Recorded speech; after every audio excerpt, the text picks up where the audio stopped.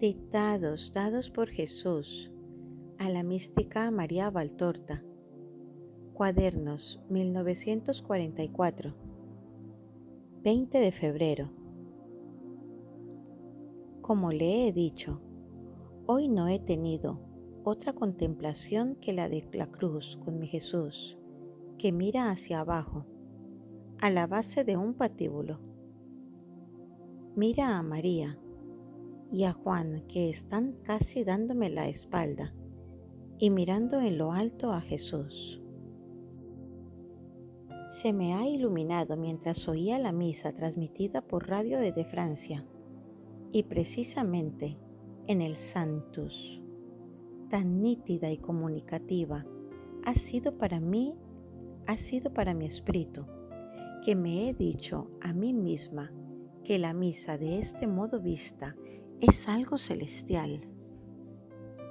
Después ha llegado el infierno de las bombas, pero ni este terror ha sido capaz de impedir la visión que tenía, la cual me ha durado y viene durando todo el día. Por eso le puedo decir que María viste su acostumbrado hábito azul, oscurísimo, en el que se envuelve por completo, y que el vestido de Juan es de color violeta pálido, con manto de color avellana claro. Veo de soslayo el rostro palidísimo de María, pálido hasta en sus labios, con la boca cerrada, en un rictus de dolor. Este ha llegado a desfigurarla de tal suerte que parece una anciana de más de 60 años. Ella, que a la muerte de su hijo aún no tiene los 50. Veo asimismo de refilón a Juan, el de rostro juvenil, con un velo de dolor profundo, pálido él también, y como envejecido en pocas horas. Tan solo sus cabellos largos y blondos, apenas un poco más claros que los de Jesús, siguen como antes luciendo con reflejos de oro, peinados y suaves. Veo, por el contrario, de frente a Jesús, con toda su manifestación de livideces y heridas, con su rostro marcado ya por la muerte que se aproxima, y completamente desfigurado de como estaba antes de la pasión. Advierto que la cruz es muy alta. Los pies de Jesús no están a menos de unos 2 metros del suelo. No veo otra cosa que esto. Es sin duda el momento en que Jesús le confía a Juan a su madre. Juan 19, del 25 al 27. Ahora que ya es de noche, dice Jesús, ya has visto lo que cuesta ser salvadores. Lo has visto en mí y en María. Has tenido conocimiento de todas nuestras torturas.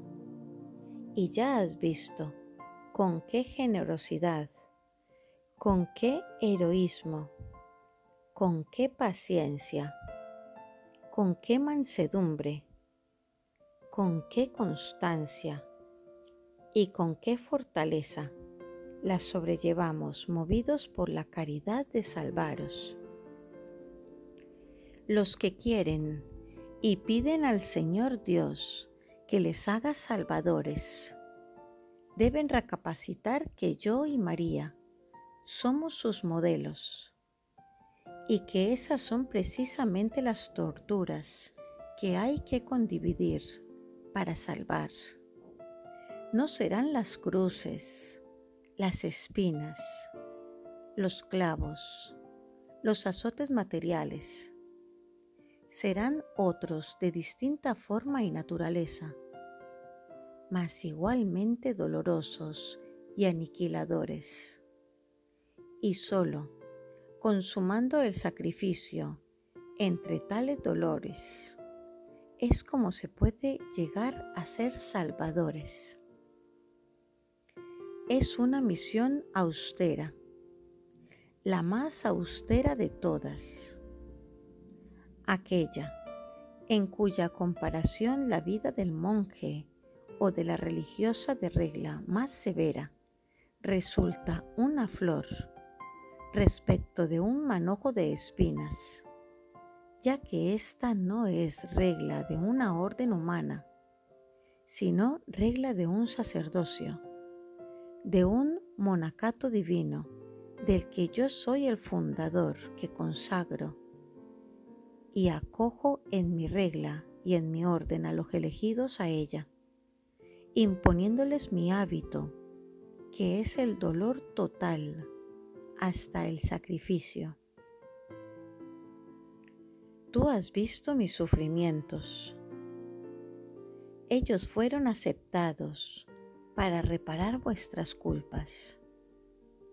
No quedó parte alguna de mi cuerpo privada de ellos, por cuanto nada en el hombre está exento de culpa, y todas las partes de vuestro ser, tanto físico como moral, ese ser que Dios os dio con una perfección de obra divina, y al que vosotros habéis envilecido con la culpa del progenitor, con vuestras tendencias al mal y con vuestra voluntad perversa. Son instrumentos de los que os servís para cometer el pecado. Pero yo vine para anular mediante mi sangre y mi dolor los efectos del pecado, lavando con ellos cada uno de vuestras partes físicas y morales, purificándolas así y prestándoles fortaleza contra las tendencias pecaminosas. Mis manos, tras haberse cansado llevando la cruz, fueron heridas y aprisionadas para reparar por todos los delitos perpetrados por las manos de los hombres, desde aquellos verdaderos y propiamente dichos de empuñar y manejar armas contra los hermanos, convirtiéndoos en Caínes, hasta los de robar, formular denuncias falsas, realizar actos contrarios al respeto debido a vuestro cuerpo y al de los demás, y ociar en una haraganería que es terreno predispuesto para vuestros vicios. Por las ilícitas libertades de vuestras manos, hice que crucificaran las mías, clavándolas al leño y privándoles de todo movimiento, no ya lícito, sino necesario. Los pies de vuestro Salvador, después de haberse cansado y contusionado contra las piedras, a lo largo del camino de mi pasión, fueron traspasados e inmovilizados para reparar todo el mal que vosotros hacéis con vuestros pies, sirviendo de ellos como medio para marchar a vuestros delitos, hurtos y fornicaciones.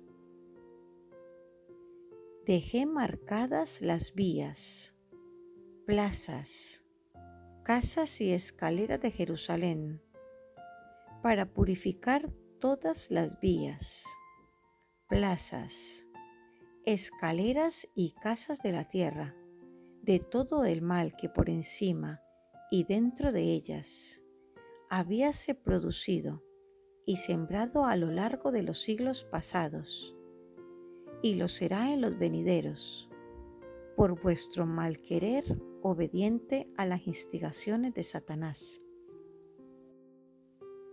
Mis carnes fueron mancilladas, contusionadas y laceradas para castigar en mí el culto excesivo e idolátrico que tributáis a vuestra carne y a la de aquellos a los que amáis por capricho de sentido, o también por afecto que, si bien no es en sí reprobable, lo hacéis tal cuando amáis a un genitor, a un cónyuge, a un hijo o a un hermano, más que a Dios.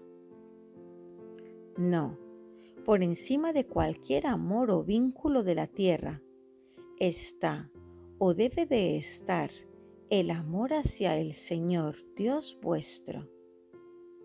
Ningún otro afecto debe ser superior a este. Amaos en Dios, no por encima de Dios. Amad a Dios con todo vuestro ser. Ello no agotará vuestro amor hasta el punto de haceros indiferentes con aquellos a los que estáis ligados. Antes revertirá vuestro amor hacia ellos con la perfección extraída de Dios, puesto que quien ama a Dios tiene a Dios en sí, y teniendo a Dios tiene la perfección. Yo hice en mis carnes una llaga para privar a las vuestras del veneno del sentido, de la falta de pudor y de respeto, de la avidez y admiración por esa carne destinada a reducirse a polvo.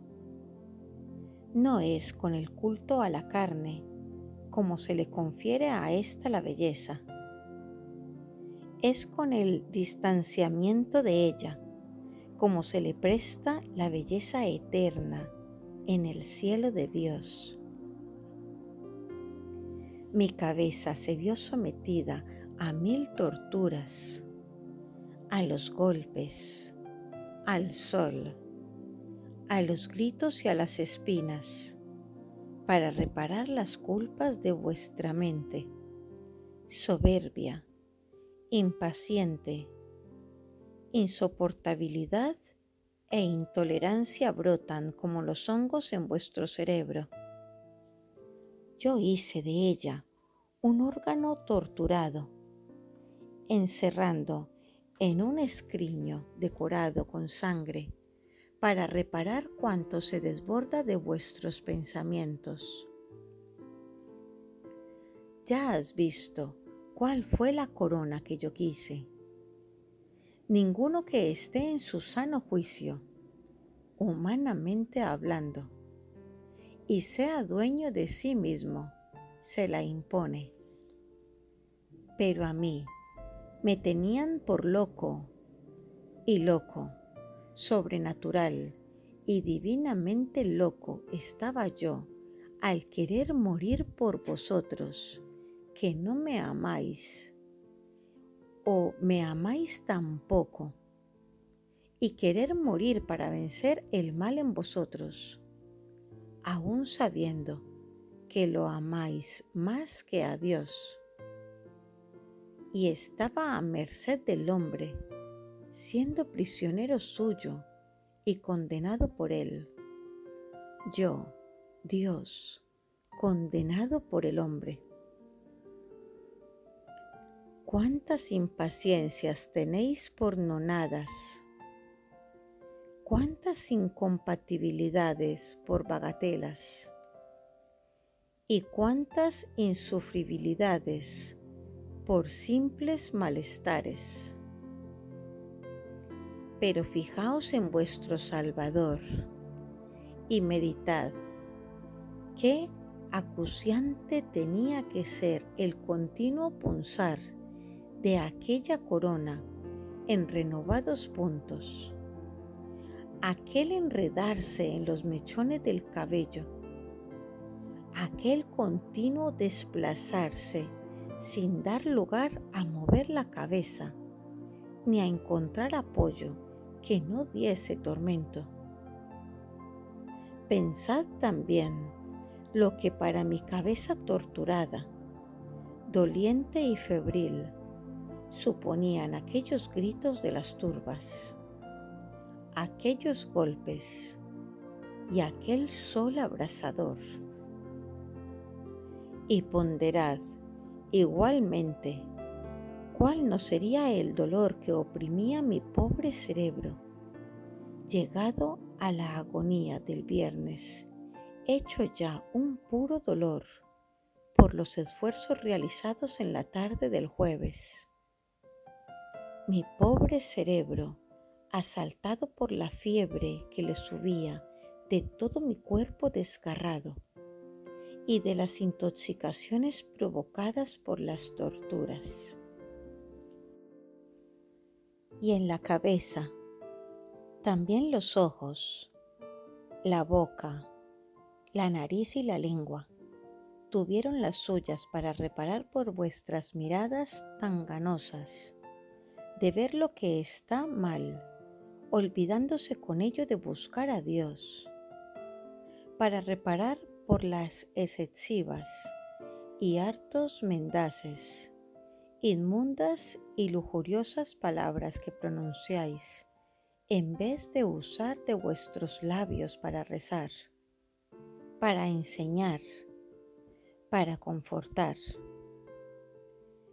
La nariz y la lengua tuvieron sus particulares torturas para reparar por vuestra gula y por vuestra sensualidad en el olfato, que os llevan a cometer imperfecciones, que son terreno abonado para otras más graves culpas, y a tener avidez de alimentos superfluos, sin tener compasión de los que sufren hambre, de alimentos que muchas veces llegáis a procuraros, recurriendo a medios gananciosos ilícitos. De mis órganos, ni uno de ellos quedó sin sufrimiento. Ahogos y toses para mis pulmones contusos por la bárbara flagelación, resultando por fin edematosos por la posición sobre la cruz. Angustia y dolor para mi corazón desencajado y enfermo por la cruel flagelación y por el dolor moral que la precedió, por la fatiga en subir bajo el grave peso del leño y por la anemia consiguiente a tanta sangre derramada. El hígado congestionado, el vaso congestionado y los riñones contusos y congestionados también. ¿Has visto el cerco de livideces que rodeaban mis riñones? Vuestros científicos, para satisfacer vuestra incredulidad con una prueba relacionada con el testimonio de mi pasión, que es la sábana, explican cómo la sangre, el sudor cadavérico y la úrea de un cuerpo sobrefatigado pudieron, al mezclarse con los aromas, reproducir aquella pintura natural de mi cuerpo extinto y torturado. Mejor fuera creer sin necesidad de tantas pruebas. Mejor fuera decir, eso es obra de Dios, y bendecirle por haberos concedido poseer la prueba irrefragable de mi crucifixión y de las torturas que la precedieron. Mas, ¿por qué ahora ya no sabéis creer con la simplicidad de los niños y tenéis necesidad de pruebas científicas? Pobre fe la vuestra, que sin el soporte y el estímulo de la ciencia no sabe estar de pie ni caminar. Sabed que las feroces contusiones de mis riñones fueron el agente químico más poderoso en el milagro de la sábana. Mis riñones, quebrantados casi por los azotes, ya no pudieron funcionar, y como los de aquellos a quienes una llama les quema, quedaron incapacitados para filtrar, y la urea se acumuló y esparció en mi cuerpo por la sangre, proporcionando los sufrimientos de la intoxicación urémica y el reactivo que, al trasudar de mi cadáver, fijó la impronta sobre la tela. Mas quien de vosotros sea médico o haya estado enfermo de uremia puede comprender qué sufrimiento debieron proporcionarme las toxinas urémicas en tal cantidad acumuladas que fueron capaces de producir una impronta indeleble. La sed. Qué torturante fue la sed. Tú misma lo has visto. De entre tantos, no hubo ni uno que acercase a darme ni una gota de agua. A partir de la cena, no tuve el menor consuelo. La fiebre, el sol, el calor, el polvo, la pérdida de sangre, cuánta sed daban a vuestro Salvador. Ya has visto cómo rechacé el vino mirrado. No quería endulzar mis padecimientos. Al ofrecerse como víctima, es preciso ser víctimas, sin transacciones piadosas, sin compromisos y sin endulzamientos. Hay que beber el cáliz tal como se ofrece y apurar hasta el fondo el vinagre y la hiel, rechazando el vino drogado que produce entontamiento en el dolor. Oh, la condición de víctima es muy severa, mas feliz de aquel que hace de la misma su destino. Hasta aquí los sufrimientos de tu Jesús en su cuerpo inocente, en los que no entran las torturas del afecto hacia mi madre y por su dolor. Era preciso tal dolor que fue para mí el desgarro más cruel.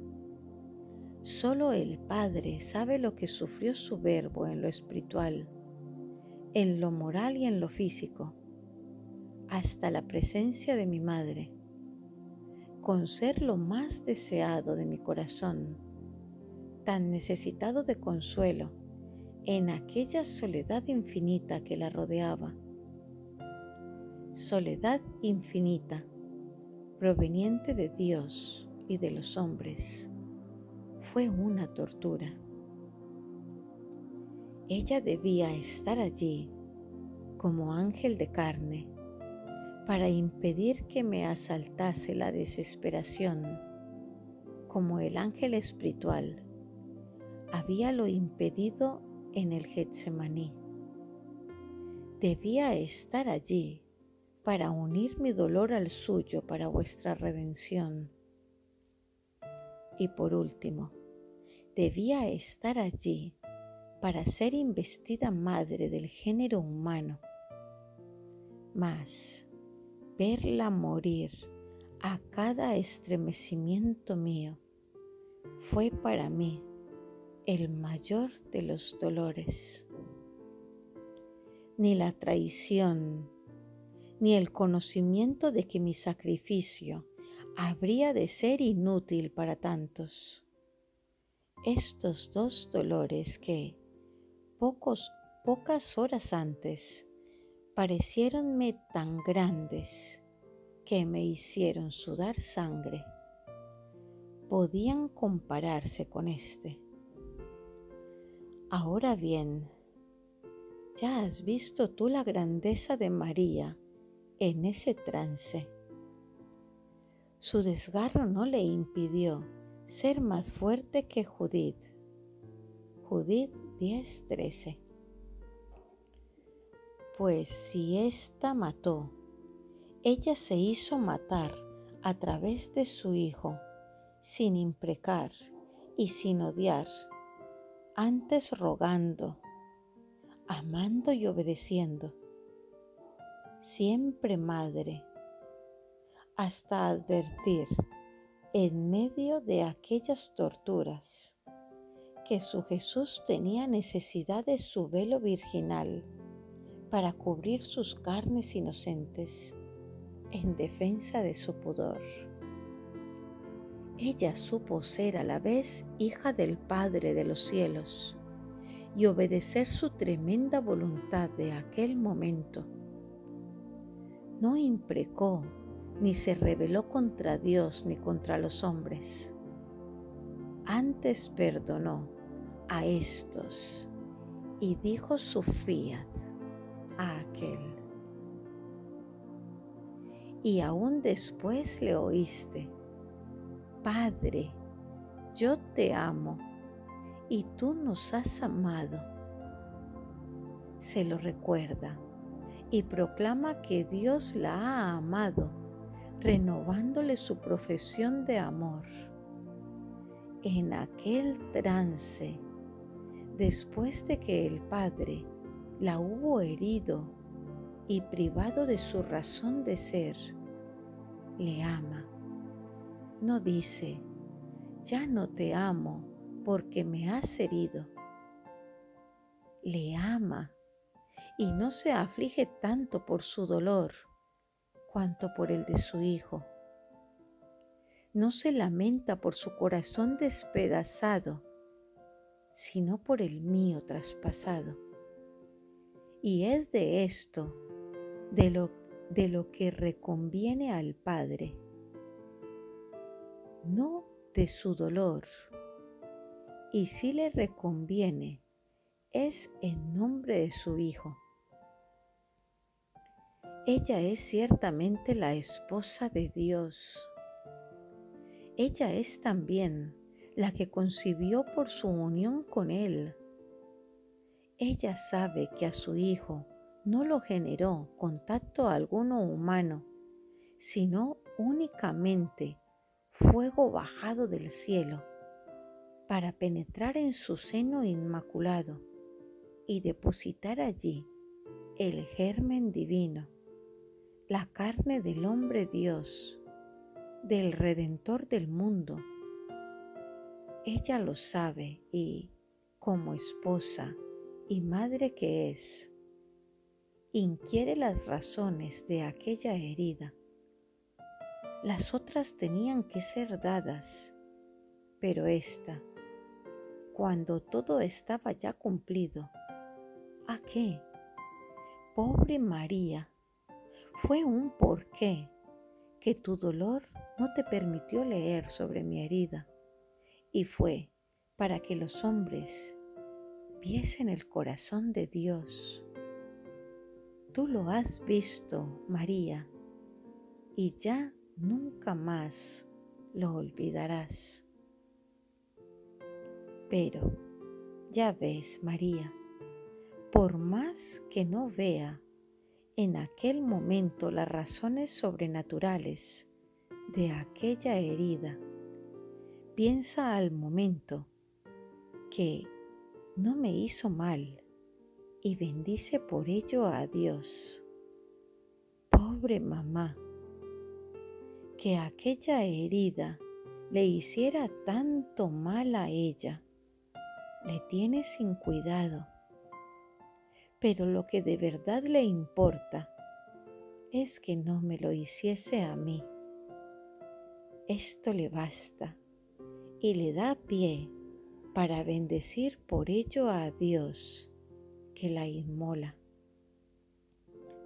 Tan solo pide un poco de consuelo para no morir, pues es necesario para la iglesia naciente de la que fue constituida madre pocas horas antes. La Iglesia, lo mismo que un recién nacido, tiene necesidad de los cuidados y de la leche de la madre. María se los dará a la Iglesia, sosteniendo a los apóstoles, hablándoles del Salvador y rogando por ella. Mas, ¿cómo lo habría de hacer si hubiera de expirar esa misma tarde? La Iglesia, que tiene aún hartos pocos días para poder estar sin su cabeza, de morir también la madre, quedaría totalmente huérfana. Es la condición siempre precaria de los recién nacidos. Dios jamás defrauda en peticiones justas y conforta a sus hijos que esperan en Él. María lo comprueba en el consuelo de la Verónica. Ella, mi pobre mamá, tiene clavada en sus ojos la estampa de mi rostro extinto. No pudiendo resistir a aquella vista, no, aquel no es su Jesús, aviejado, tumefacto, con los ojos cerrados que no la mira, con la boca contorsionada que no le habla pero le sonríe. Sí, este rostro es de Jesús vivo, doloroso y herido. Es cierto, pero vivo aún. Esta es su mirada que la contempla, esta su boca que aún parece decirle, mamá, y esta su sonrisa con la que todavía le saluda. María, busca a tu Jesús en tu dolor. Él acudirá siempre y te mirará, te llamará y te sonreirá. Compartiremos el dolor, pero estaremos unidos. Oh, mi pequeño Juan. Juan compartió el dolor con María y con Jesús. Aún en esto sé siempre como Juan. Ya te lo dije. Hace referencia al segundo dictado del día 26 de diciembre en los cuadernos de 1943. No serás grande por las contemplaciones ni por los dictados que son míos, sino por tu amor. El más subido amor está en la coparticipación del dolor, que hace intuir los más nimios deseos de Dios y llevarlos a la práctica, venciendo todos los obstáculos. Mira con qué viva y delicada sensibilidad se conduce Juan desde la noche del jueves hasta la del viernes, y también después. Pero observémosle en aquellas horas. Un extravío momentáneo, una hora de pensatez, mas vencido el sueño con la impresión de la captura y la fuerza de su amor, viene trayendo consigo a Pedro para que el Maestro reciba algún consuelo, viendo la cabeza de los apóstoles y al predilecto de entre ellos. Y después piensa en la madre, a la que cualquier desalmado puede echarle en cara el suceso de la captura, y va a donde ella. Él desconoce que María vive ya las vejaciones del Hijo, y que mientras los apóstoles dormían, ella velaba y oraba, agonizando con el Hijo. Él no lo sabe y va a donde ella a disponerla para la noticia. Y a continuación hace el recorrido de casa al pretorio, de casa al palacio de Herodes y nuevamente de casa al pretorio. Esta frase será rectificada en el dictado de los días 12 y 13 de mayo. Y hacer eso aquella mañana, atravesando una multitud ebria de odio, con su vestimenta que le delataba como Galileo, no era cómoda cosa, mas el amor le sostiene, y él para nada piensa en sí, sino en los dolores de Jesús y de su madre. Podría ser lapidado como discípulo del Nazareno. No importa, él desafía todo.